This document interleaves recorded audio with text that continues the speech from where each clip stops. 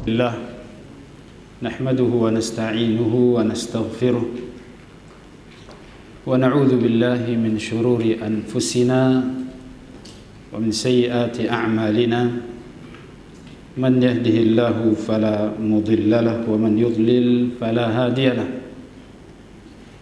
أشهد أن لا إله إلا الله وحده لا شريك له وأشهد أن محمدا عبده ورسوله قال الله تعالى يا أيها الذين آمنوا اتقوا الله حق تقاته ولا تموتن إلا وأنتم مسلمون وقال يا أيها الناس اتقوا ربكم الذي خلقكم من نفس واحدة وخلق منها زوجها وبث منهما رجالا كثيرا ونساء واتقوا الله الذي تساءلون به والأرحام إن الله كان عليكم رقيبا وقال يا أيها الذين آمنوا اتقوا الله وقولوا قولا سديدا يصلح لكم أعمالكم ويغفر لكم ذنوبكم ومن يطع الله ورسوله فقد فاز فوزا عظيما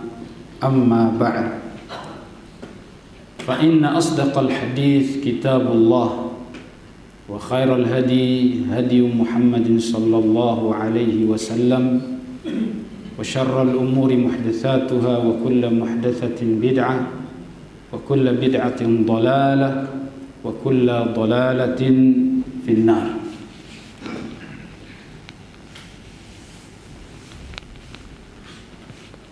Puji syukur kita panjatkan kepada Allah Subhanahu wa taala karena pada kesempatan malam hari ini Allah pertemukan kembali saya yang kedua kali kayaknya ya.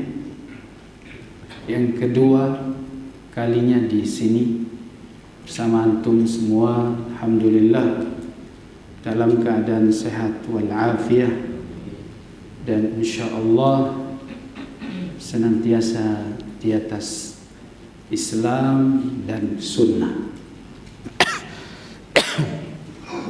Mohon maaf ini bekas-bekas puasa, ini batuk kering ini. Barakallahu fikum.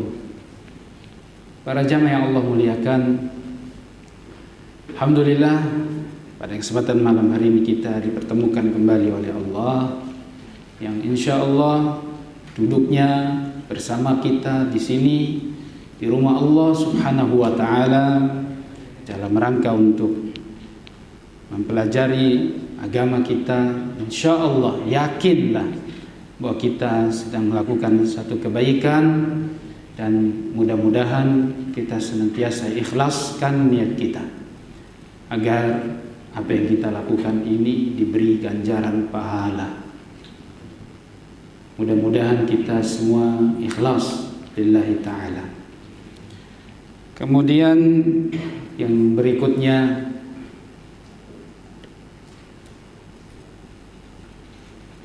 jangan lupa kita selalu bersolawat. Ini hari Jumat walaupun sudah masuk hari Sabtu sebenarnya.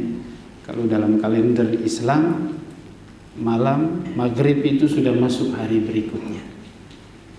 Ya mudah-mudahan tidak lupa kita pada siang hari ini atau tadi hari Jumat kita perbanyak sholawat kepada Nabi Sallallahu Alaihi Wasallam karena ada keutamaan khusus bersolawat di hari Jumat dan mudah-mudahan kita telah melakukannya dan merupakan bukti cinta kita kepada Nabi Sallallahu Alaihi Wasallam adalah memperbanyak sholawat kepada beliau. Yang mudah-mudahan dengan sholawat itu kita mendapatkan syafaat. Karena begitu yang dijanjikan oleh Nabi, inna aqrabakum indallahi manzilatan indi yaumal qiyamah man aktsaruhum alayya salatan. Orang yang paling dekat denganku nanti besok, kedudukannya bersamaku nanti di hari kiamat adalah orang yang paling banyak bersolawat kepadaku. Ya, maka mudah-mudahan kita tergolong orang-orang yang insyaallah didekatkan oleh Allah kepada Nabi kita Muhammad sallallahu alaihi wasallam. Hanya kuasa Allah untuk mendekatkan kita dengan Nabi kita. Nabi pun tidak punya kuasa untuk menarik kita mendekat kepada kita kecuali dengan izin Allah Subhanahu wa taala. Maka tidak ada jalan dan cara kecuali kita mendekat kepada sunnah beliau agar kita didekatkan oleh Allah Subhanahu wa taala bersama beliau.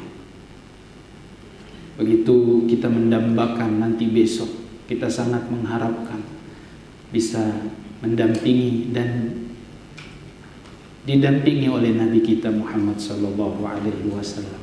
Siapa yang tidak bangga kelak kita bersama beliau di hari kiamat, di surganya, subhanallah.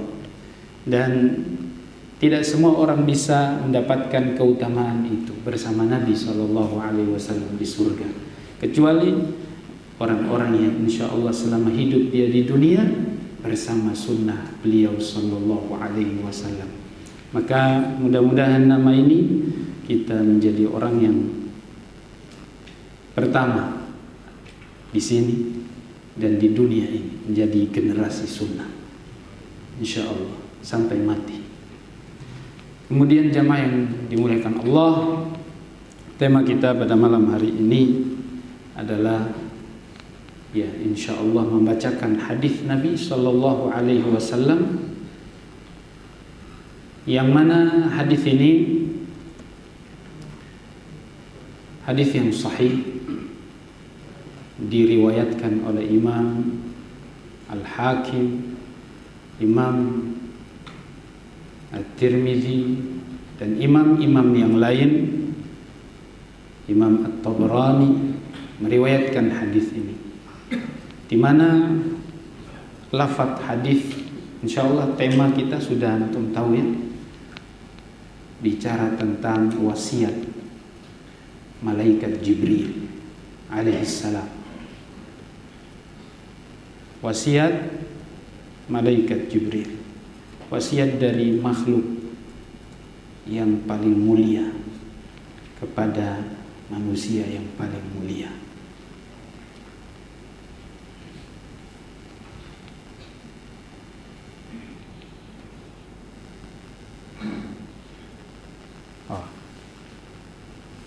Kayaknya laki perempuan gak bisa dekat kan. Storeng dia strong. Wasiat dari makhluk mulia kepada manusia, kepada makhluk yang mulia pula. Jibril memberi wasiat kepada Nabi Muhammad, bukan karena Nabi Muhammad belum mulia, bukan karena Nabi Muhammad tidak melakukan apa yang akan diwasiatkan oleh malaikat Jibril, tapi wasiat ini adalah merupakan ajaran dan juga syariat yang sebenarnya itu untuk kita.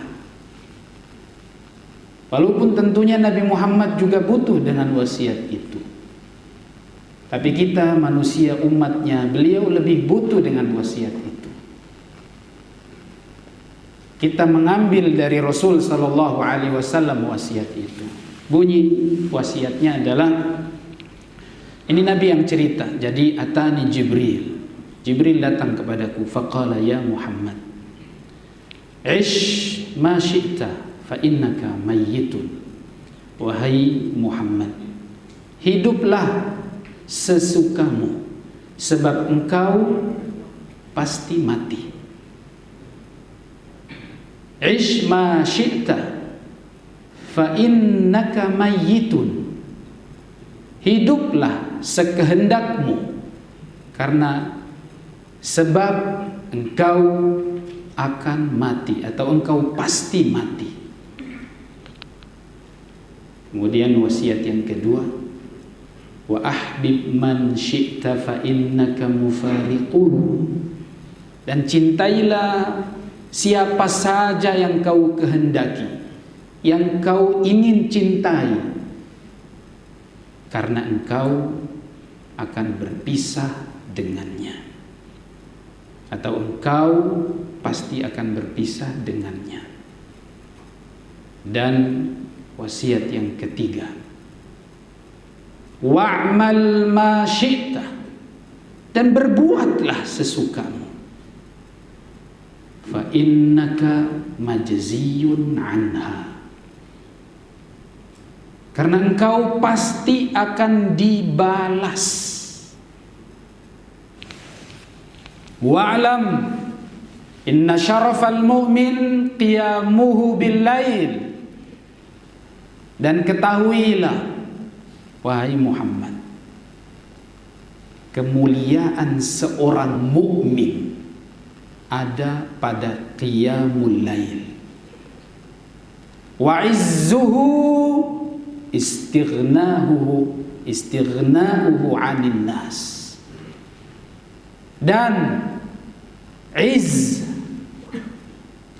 izzah itu kemuliaan, kehebatan, ya, keperkasaan, izzah, kehormatan seseorang pada saat dia tidak butuh pada manusia.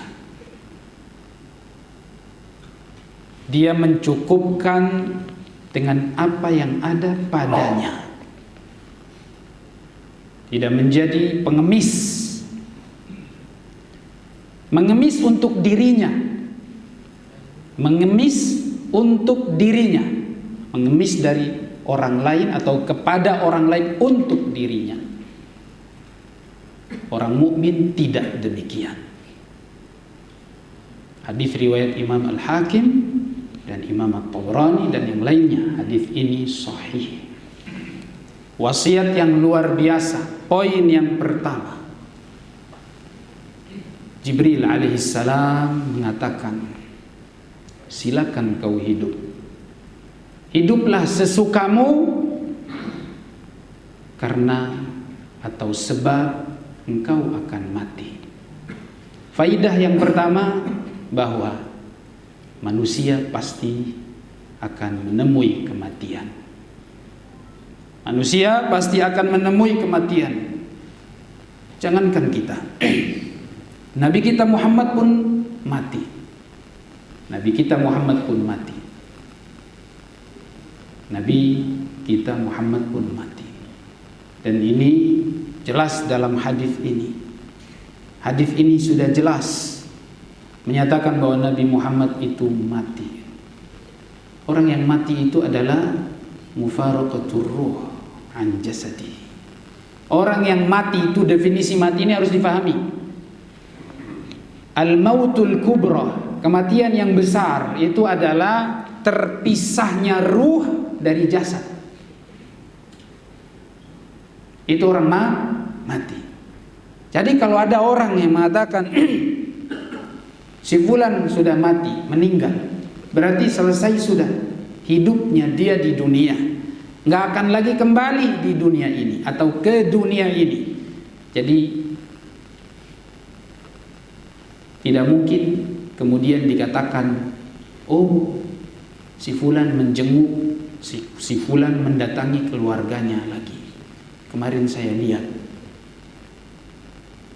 Mungkin itu dalam mimpi, atau dia sedang diganggu jin, melihat sosok yang mirip dengan orang yang dia kenal, menyerupainya,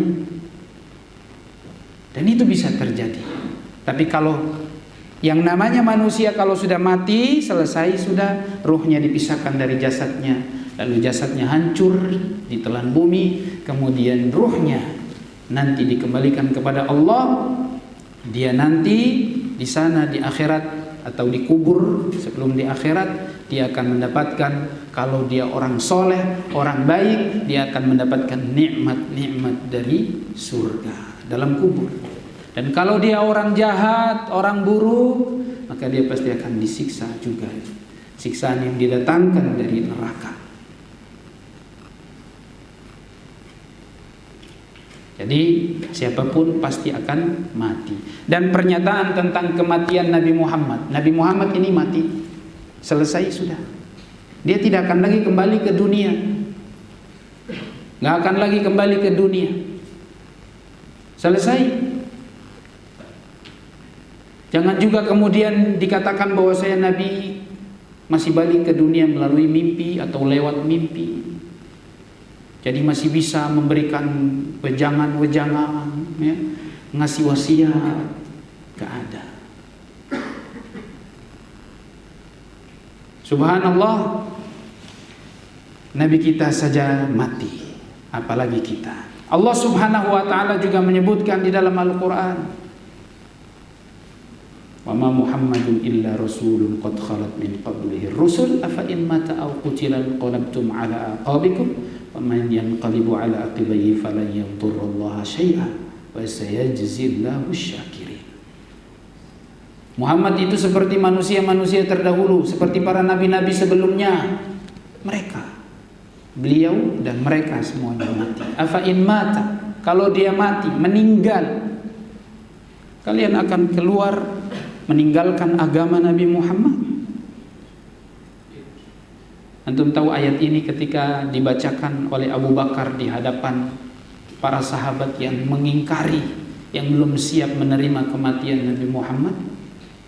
Umar bin Khattab sampai mengatakan, man qala anna Muhammadan qad mat la darabtu unuqa.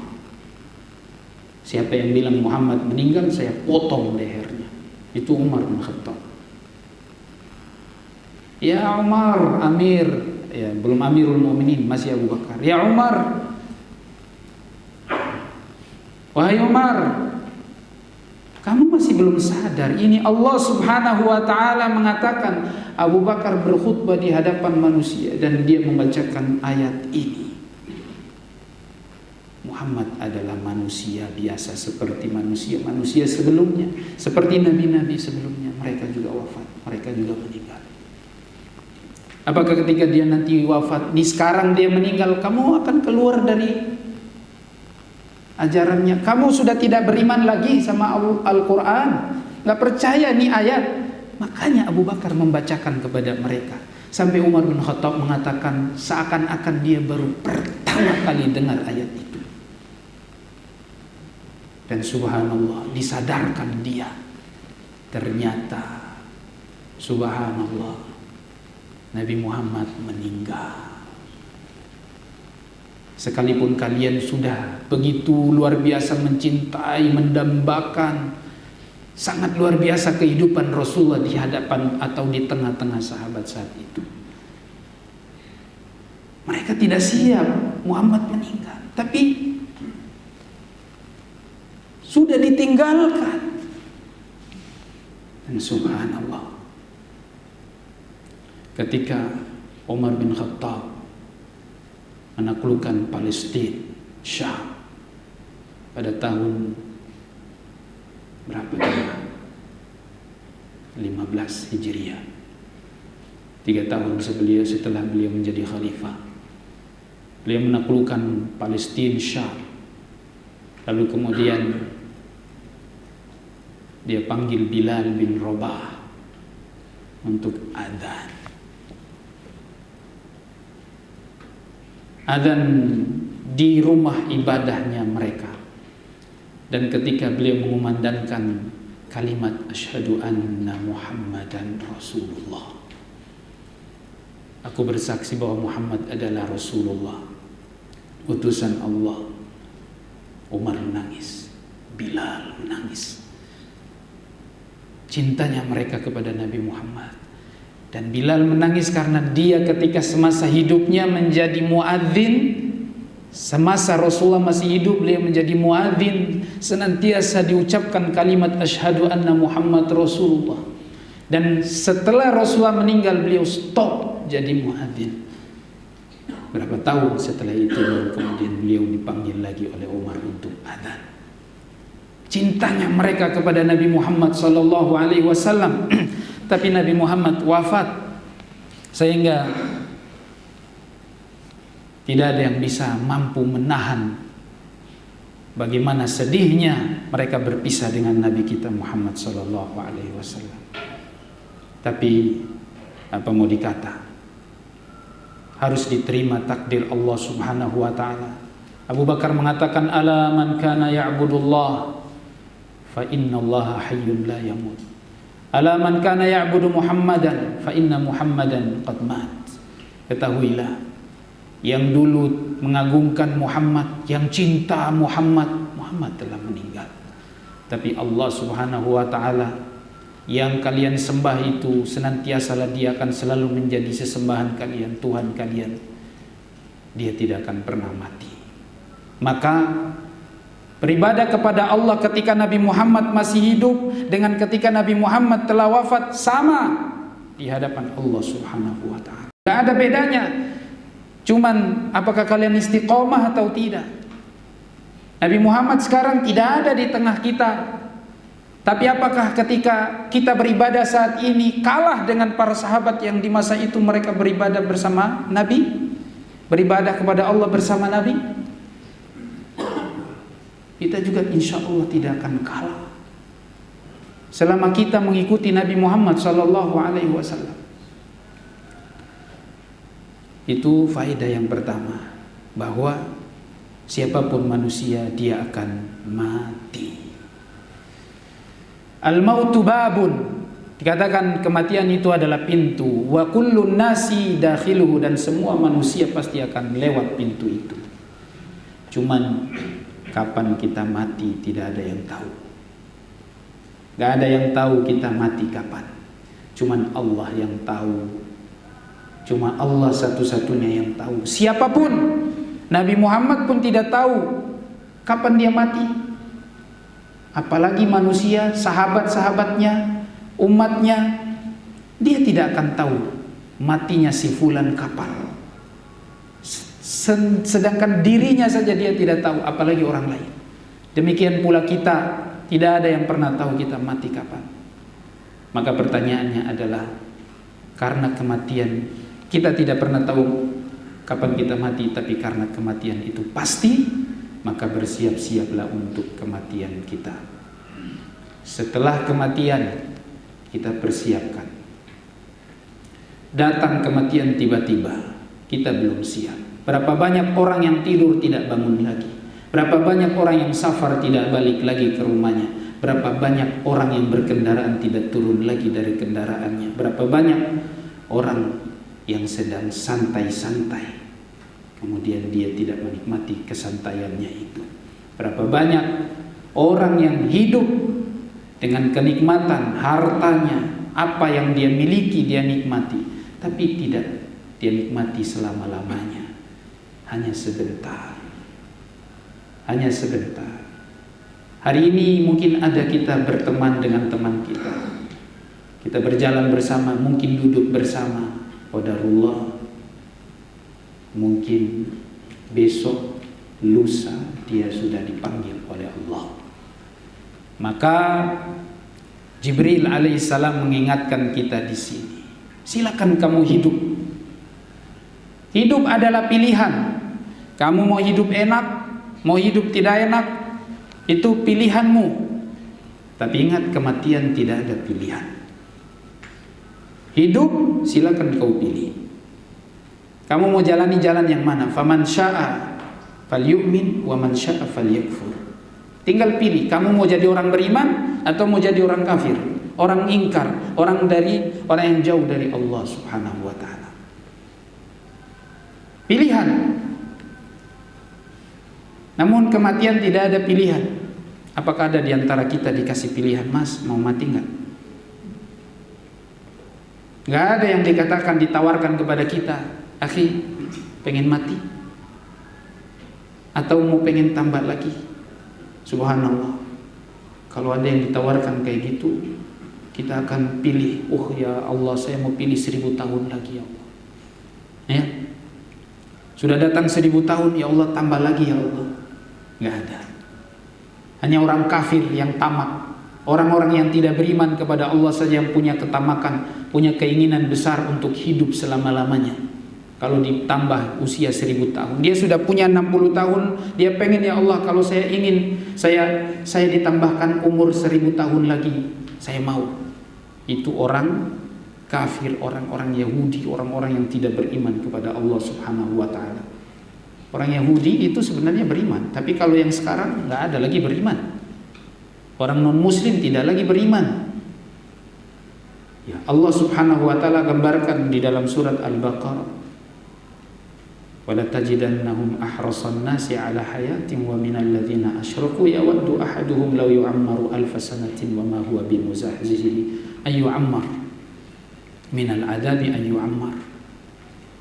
Orang kafir, orang Yahudi berkeinginan, cinta, senang kalau dipanjangkan 1000 tahun umurnya. Padahal panjangnya umur tidak menyelamatkan seseorang dari azab. Sama saja. Mau ente panjang umur, mau ente umurnya sedikit, pendek, tidak lama, sama, tidak akan bisa menyelamatkan kita dari azab Allah Subhanahu wa ta'ala. Jadi yang diinginkan dari kita, Allah menginginkan dari kita adalah man tala umruhu wa hasuna amaluhu. Panjang umurnya, amalnya baik. Panjang umurnya, amalnya baik. Itu adalah mukmin yang paling baik. Panjang, masya Allah, tapi berkah. Maka panjang umur itu tidak menjadi patokan atau tidak menyelamatkan kita dari azab Allah Subhanahu wa ta'ala. Nah, jamaah yang Allah muliakan, siapa di antara kita yang pengen mati? Ada? Kayaknya enggan untuk mati. Nggak ada yang pengen mati. Cuman kalau ditakdirkan mati, siap tidak? Siap. Harus siap. Cuman memang tidak ada yang pengen mati. Ya enggak? Semua pada takut mati. Tapi ingat, definisi takut mati ini apa dulu nih? Maksudnya belum pengen mati, apa karena pengen tamak dengan dunia? Jadi yang disebut hubbud dunya wa karahiyatul maut, cinta dunia takut mati. Cinta dunia takut mati. Itu yang disebut dengan wahan. Penyakit ini itu menimpa umat Muhammad sallallahu alaihi wasallam. Kalau dua ini bergandengan, itu yang berbahaya. Cinta dunia takut mati. Ini berbahaya. Kenapa berbahaya? Karena ada gandengan cinta dunia. Terlalu bergantung dengan dunia. Dunia sudah ada di dalam hatinya, sehingga susah untuk dilepas dari dirinya. Beda dengan kalau seandainya dunia dalam genggamannya dan hatinya tidak terpaut, hatinya tidak bergantung pada dunia, cuman ada di tangan. Jadi dia memiliki dunia dan tidak disimpan dalam hati. Itu yang selamat. Tapi kalau dunia yang dimasukkan ke dalam hati, walaupun kelihatannya zuhud, kelihatan penampilannya compang-camping, namun kalau dunia masih ada di dalam hati, tidak disebut sebagai orang zuhud. Karena sebenarnya orang yang seperti ini orang yang tersiksa. Tersiksa. Kalau dunia dalam hati, ini orang yang tersiksa, tidak pernah bahagia, tenang hidupnya, enggak. Lah itu orang-orang kafir, orang-orang cinta dunia, takut mati yang begini. Tapi kalau dunia ditaruh di genggamannya, insya Allah, karena cuma di tangan mudah dilepas. Kalau qadarullah tidak ditakdirkan untuknya, sudah. Qadarullah wa ma syaa fa'al. Inna lillahi wa inna ilaihi raji'un. Tidak bersedih berkepanjangan, tidak terlalu galau dan stres, depresi gara-gara tidak memilikinya. Nah, kalau sampai orang stres, depresi, galau berkepanjangan, itu berarti cinta dunia. Cinta dunia. Karena orang mukmin tidak seperti itu. Apa yang menimpa dia sudah mengatakan qadarullah wa ma syaa fa'al. Untuk urusan dunia, apa yang hilang darinya dia cukup mengatakan qadarullah wa ma syaa fa'al. Itu orang mukmin. Dia sudah berusaha dan ternyata qadarullah tidak dia dapatkan, tidak dia genggam, maka sudah dengan cukup mengatakan qadarullah wa ma syaa fa'al. Tidak usah lagi antum mengatakan kalau seandainya tadi begini tidak akan seperti ini. Kenapa tadi tidak begini supaya jadi begini? Itu bukan ucapannya orang mukmin. nggak boleh menyesal dengan dalam hal seperti ini, dalam kondisi seperti ini kita tidak boleh menyesal. Dan orang mukmin dalam catatan hidupnya tidak boleh menyesal untuk urusan dunianya. Itulah orang mukmin, wali-wali Allah, la khaufun 'alaihim wa la hum yahzanun. Alladzina amanu wa kanu yattaqun. Itulah aulia Allah, wali-wali Allah. Mereka tidak takut dengan nanti urusan yang akan datang, masa depannya dia nggak khawatir. Karena dia sudah ikhtiar, dia tawakal kepada Allah, dia serahkan kepada Allah. Itulah orang mukmin, nggak ada takutnya dan tidak pernah bersedih dengan apa yang telah lewat dan lalu dalam hidupnya. Itu orang mukmin. Alladzina amanu wa kanu yattaqun. Yang selalu yakin dan imani dalam semua urusan hidupnya, dalam perjalanan hidupnya, dan selalu bertakwa kepada Allah Subhanahu wa taala. Itu wali. Jadi menjadi wali Allah itu sederhana, nggak harus terbang di atas air atau di udara, ya. Jadi wali itu sederhana, gampang, tapi berat, ya. Mudah sih sebenarnya.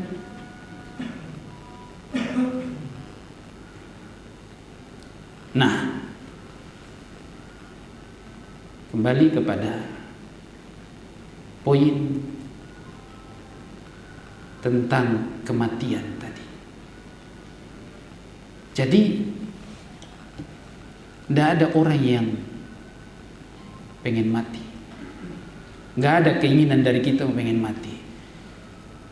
Jadi memang hubbud dunya wa karahiyatul maut, cinta dunia takut mati, ini kalau bergandengan sama-sama, itu yang tercela. Tapi kalau cuma satu sisinya saja, siapapun pasti akan takut mati. Disebutkan di dalam hadis, man ahabba liqa Allah ahabballahu liqa'ah, wa man kariha liqa Allah kariha Allah liqa'ah. Siapa yang cinta berjumpa dengan Allah, Allah akan cinta berjumpa dengannya. Waman, dan siapa yang tidak suka berjumpa dengan Allah, Allah juga tidak suka berjumpa dengannya. Maka Aisyah radhiyallahu anha gelisah. Dia mengatakan, "Ya Rasulullah, inna lanakrahul maut." Ya Rasulullah, kita ini siapapun pasti akan tidak suka mati. Berarti di sini ada catatan bahwa siapapun dia manusia pasti tidak ingin cepat mati. Cuman kalau ditakdirkan mati, ya sudah, kita imani saja, kita terima saja. Namun sudah siap belum kalau mati? Itu pertanyaannya yang besar. Sudah siap belum? Jadi ternyata takut mati itu tidak ada masalah. Makanya Rasul sallallahu alaihi wasallam mengatakan, "Laisa dzak." Bukan itu yang saya maksud. Kalau urusan takut mati, semua orang takut mati. Tapi maksudnya adalah orang yang man ahabba liqa Allah, yang maksudnya orang yang cinta berjumpa dengan Allah, lalu Allah Subhanahu wa taala mempertemukan dengan keadaan itu, ya. Allah mempertemukan orang tersebut dengan keadaan mati maksudnya. Karena dia ingin mati, maka Allah pertemukan dengan kematian itu. Maksudnya nanti kalau Allah buka, Allah tampakkan kepadanya nikmat-nikmat surga ketika dia mau meninggal. Ketika dia sudah meninggal, ya, nanti akan ditampakkan kepadanya nikmat-nikmat surga. Disediakan kepadanya nikmat-nikmat surga. Maka dia berharap ingin berjumpa dengan Allah, pengen segera mendapatkan nikmat itu. Dan orang yang man kariha liqa Allahi kariha Allahu liqa'ah, itu maksudnya orang yang nanti ditampakkan kepadanya neraka, azab, siksaan, sehingga dia tidak ingin berjumpa dengan Allah Subhanahu wa taala. Dia tidak ingin mati karena itu. Nah, ini yang tidak diinginkan oleh Allah Subhanahu wa taala. Ini yang tidak diinginkan oleh Allah Subhanahu wa taala. karena dia takut diadab, dia takut disiksa. Dan ini tidak mungkin kita hindari. Tidak ada yang bisa selamat dari adab siksaan Allah Subhanahu wa ta'ala. Makanya orang kafir, orang fasik, orang munafik, dia pasti masih belum mau untuk berjumpa dengan Allah. Karena itu, karena sudah ini dalam hadis ya, memang kita akan lihat semua, kita akan ditampakkan oleh Allah Subhanahu wa ta'ala kalau kita sudah mati. Nah, ini hadis menceritakan kepada kita supaya kita tahu dan siap-siap agar menghindari keadaan yang ini nih. Jangan sampai nanti keadaan kita seperti ini. Ketika kita tidak ingin, ya sebenarnya kita tidak ingin berjumpa dengan Allah. Yang tidak ingin berjumpa dengan Allah itu karena perbuatannya sendiri. Karena perbuatannya sendiri, dia jauh dari Allah, dia bermaksiat, sehingga wajarlah kalau Allah tampakkan kepadanya ini siksaan, balasan, azabnya, dia tidak ingin berjumpa dengan Allah Subhanahu wa ta'ala. Jadi kalau kita pengen dicintai, disenangi, diinginkan oleh Allah untuk berjumpa dengan kita, Allah ingin berjumpa dengan kita, jadilah orang yang baik, yang soleh, yang ketika kita ingin berjumpa dengan Allah, pada saat kita sudah diwafatkan oleh Allah, ditampakkan nikmat-nikmatnya, kita pengen berjumpa dengan Allah, disegerakan nikmat-nikmat itu, kita ingin dapatkan segera sebelum di surga, di mana di kubur sudah dapat. Subhanallah. Jadi ini poin yang pertama, tentang apa itu? Tentang hiduplah sesukamu karena kamu pasti mati. Ini bukan berarti terserah kita. Memang terserah kita, hidup adalah pilihan, cuman bukan berarti suruh buat melanggar hukum Allah, tinggalkan kewajiban, bukan. Ini seakan-akan atau seperti Allah Subhanahu wa ta'ala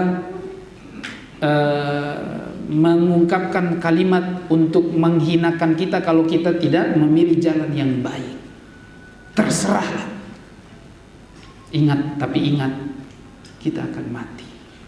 Nanti perhitungannya setelah kematian. Perhitungannya nanti setelah kematian.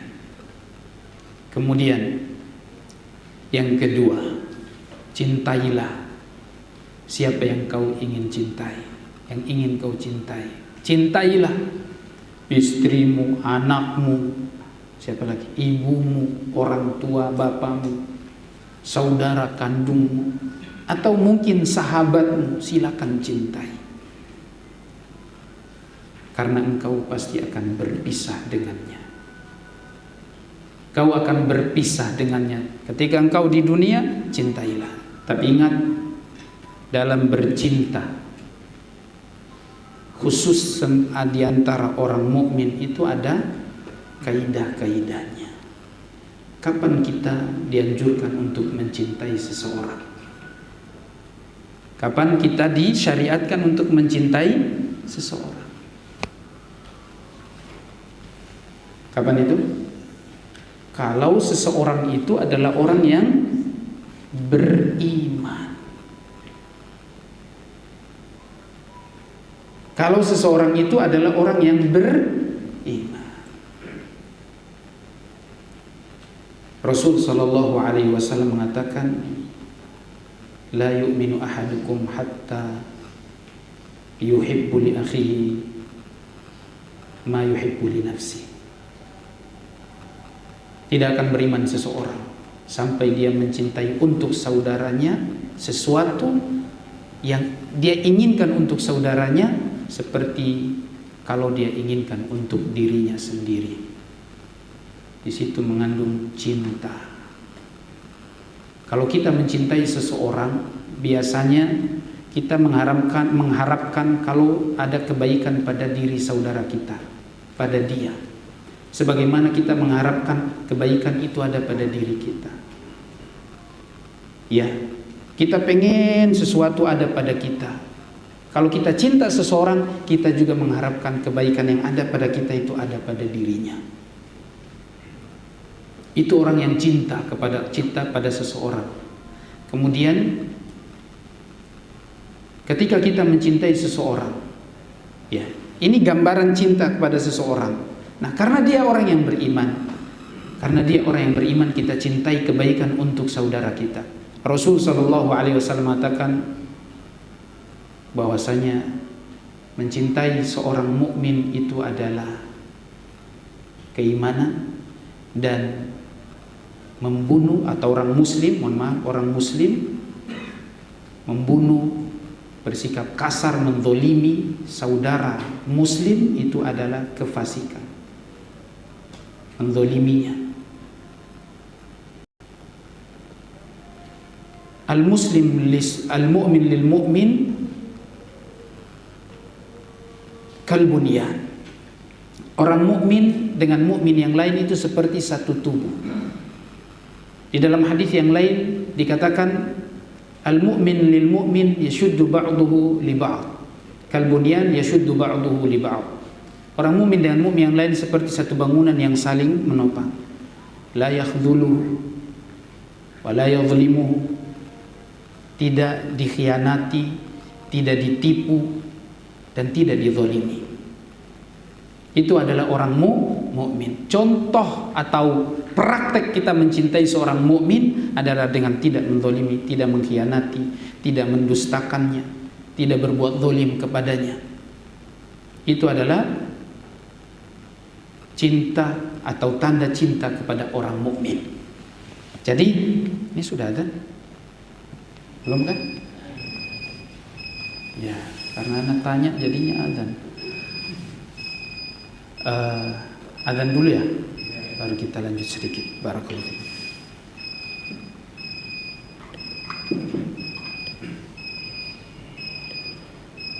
Allahu Akbar,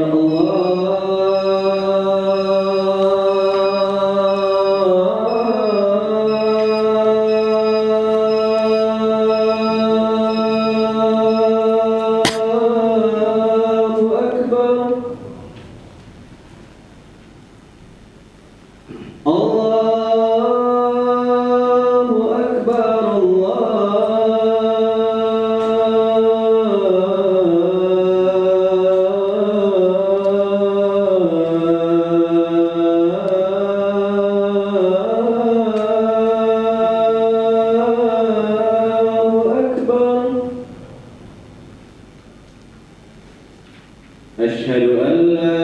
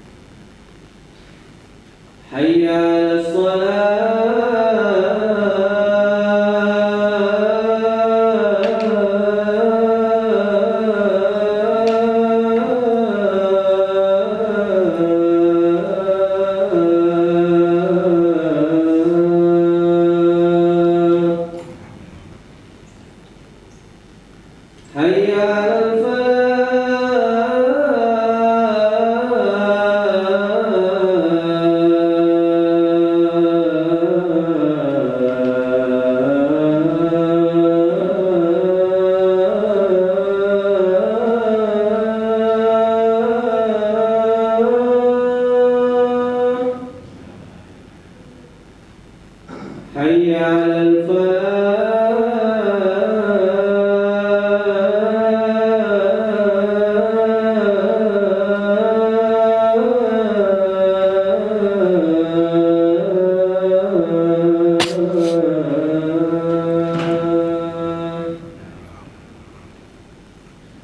الله أكبر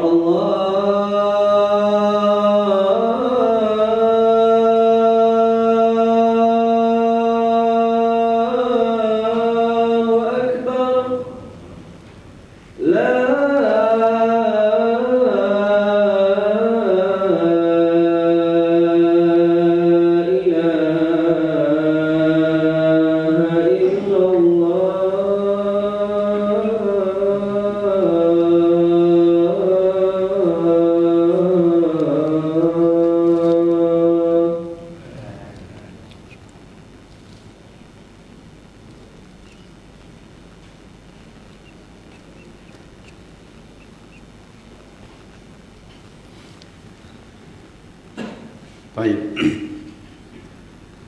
Jadi mencintai seorang mukmin itu ada kaidah-kaidahnya atau batasan-batasannya. Tidak semua orang kemudian kita boleh mencintai. Cinta yang tentunya mengandung unsur ibadah.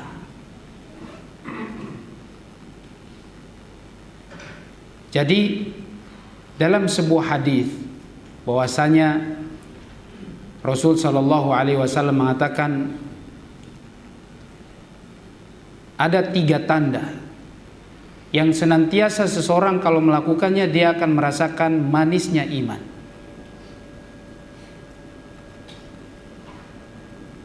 Yaitu dia mencintai seseorang karena Allah Subhanahu wa taala. Berarti orang ini yang dia cintai itu adalah orang mukmin. Dia mencintai orang tersebut la yuhibbuhu illa lillah. Dia mencintai orang tersebut karena Allah Subhanahu wa taala. Artinya karena dia orang soleh, dia orang baik. Tidak semua orang kemudian kita boleh mencintai, yang mana cinta itu adalah cinta ibadah. Makanya di sini kalau ada orang fasik dicintai seperti mencintai orang mukmin. Ya. Mencintai orang mukmin seperti mencintai orang mukmin, maka dia telah salah menempatkan cintanya. Dan pada cinta itu akan ada loyalitas. Ketika kita sudah cinta kepada seseorang karena keimanannya, maka kita loyal bermuamalah dengan dia, itu juga ada batasan-batasannya. Jangan sampai melanggar aturan hukum-hukum Allah Subhanahu wa taala. Kalau mencintai orang mukmin, insya Allah sudah pasti ada batasannya. Ada kaidah-kaidahnya. Insya Allah ta'ala.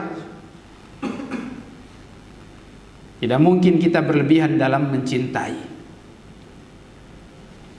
Tidak boleh menceritakan aibnya, ya. Tidak boleh merendahkan dia, melecehkannya, mengambil merampas hartanya, ya. Mencacinya dengan lisan, menggibahinya, namimah misalnya, atau yang lainnya. Itu kalau kita mencintai orang muslim, orang mukmin yang soleh, yang bertakwa, maka loyalitas kepada dia dibatasi dengan hal-hal ini. Dan tidak boleh juga berlebihan. Ya, mencintai seorang mukmin, apalagi mungkin dia lebih baik, lebih soleh dari kita, nggak boleh juga berlebihan. Memposisikan dia sebagai seorang muslim, seorang mukmin yang juga sama-sama dengan kita, hanya beribadah kepada Allah Subhanahu wa taala. Jangan berlebihan sampai kemudian mungkin kita mengagungkannya, melebihkan, meninggikannya seperti mungkin lebih dari nabi. Iya kan? Ada orang yang berlebihan kepada seseorang yang dia cintai, yang dia muliakan. Ini yang kemudian tidak boleh. Jadi kata Rasul, kata Jibril alaihissalam, silakan kamu cintai siapa saja yang kau cintai. Nah sekarang itu cinta kepada orang mukmin. Nah kalau orang mukmin kan di situ bisa ada mungkin istri kita, anak kita, orang tua kita, sahabat kita, ya.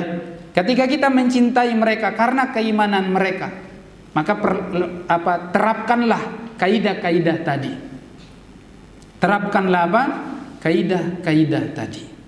Tapi jangan sampai kita melewati atau melanggar hukum Allah gara-gara hujahnya cinta kepada orang tua misalnya. Misalnya karena cinta kita kepada orang tua yang terlalu berlebihan sehingga hukum Allah dilanggar. Apa contohnya? Allah Subhanahu wa taala sudah mengatakan misalnya riba haram. Kita yang sudah tahu hukum Allah, ya kan? Yang sebenarnya mungkin misalnya kita nih orang tua, anak semua udah paham. Ternyata qadarullah kepepet misalnya. Hukum Allah berlaku, riba ini haram. Karena sudah terlalu cinta kepada orang tua. Misalnya ada anaknya yang kerja di salah satu instansi instansi ribawi lah misalnya ya. Karena saking cintanya kepada anaknya atau mungkin orang tuanya yang kerja di ini, lalu kemudian dia tidak berani, takut untuk menasehatinya atau mungkin melarangnya. Padahal mungkin dia bisa untuk menasehati dan melarang, tapi karena cinta yang berlebihan sehingga akhirnya hukum Allah dilanggar. Sudah tidak lagi menghormati hukum Allah. Akhirnya hukum manusia atau keinginan manusia lebih dikedepankan daripada hukum Allah, ridha Allah Subhanahu wa taala. Jadi cinta kepada manusia mengalahkan cinta kepada Allah dan Rasulnya. Ya. Jangan sampai cintanya kita kepada orang tua, anak, istri, saudara, yang semuanya nih, harta, saking cintanya sehingga kita mengalahkan hukum Allah dan hukum Rasul sallallahu alaihi wasallam. Rasul sallallahu alaihi wasallam memperingatkan kita, Allah Subhanahu wa taala juga memperingatkan kita dalam ayat, dalam hadis Nabi sallallahu alaihi wasallam. Allah sudah bilang misalnya, ya, wa man a'radu an dzikri fa inna lahu ma'isyatan dhanka. Siapa yang berpaling dari hukum Allah, dari ketentuan Allah, dari menjalankan syariat Allah, maka dia akan diberikan kehidupan yang sempit. Allah juga bilang, ma kana lil mu'minin wal mu'minatin idza qadallahu wa rasuluhu amran an yakuna lahumul khiyaratu min amrihim. Tidak halal bagi orang mukmin mukminah ketika Allah sudah tetapkan satu hukum lalu kita punya pilihan yang lain. Iya kan? Jangan sampai itu terjadi. Kita lebih mengedepankan cinta kita kepada manusia, kepada harta, saudara kita dan keluarga kita. Allah sudah mengatakan atau Rasulullah sudah mengatakan bahwa misalnya seorang perempuan wajib berjilbab, tapi ternyata masih takut karena cinta kepada manusia terlalu berlebihan. Takut dicemoohi orang atau karena yang lainnya. Itu cinta-cinta yang sudah mengalahkan cinta kita kepada Allah Subhanahu wa taala. Terus jamaah yang Allah muliakan, Rasulullah bilang atau malaikat Jibril mengatakan, silakan kamu cintai siapa saja, tapi jangan sampai kamu melewati, melanggar kaidah-kaidah dalam percintaan sehingga nanti kamu akan dihukum oleh Allah Subhanahu wa taala. Karena ingat, kamu akan meninggalkan dia. Pasti akan kamu tinggalkan. Siapapun yang kamu cintai, kamu akan tinggalkan dia. Suka tidak suka, kalau Allah inginkan kamu akan dipisahkan, dipisahkan. Akan berpisah dengan siapapun yang kau cintai di dunia ini. Maka cukup ya, cinta itu adalah cinta yang alami, yang tidak melanggar hukum Allah Subhanahu wa taala. Kemudian yang ketiga, Rasul Jibril alaihissalam mengatakan, berbuatlah sesukamu karena kamu akan dibalas. Nah, ini poin yang sebenarnya paling sangat penting dalam hal ini. Berbuatlah sesukamu, bukan berarti ente beramal semaumu. Maksudnya silakan berbuat. Ini Jibril sampaikan kepada Nabi Muhammad, ditantang kita ini, silakan berbuat, tapi ingat, perbuatanmu itu akan dibalas loh. Itu maksudnya. Ingat, perbuatanmu akan dibalas loh. Sehingga di sini kita tidak sembarangan berbuat. Ada aturannya. Aturannya sudah diatur. Syariatnya sudah ada. Bukan seenaknya kita. Kita akan dibalas.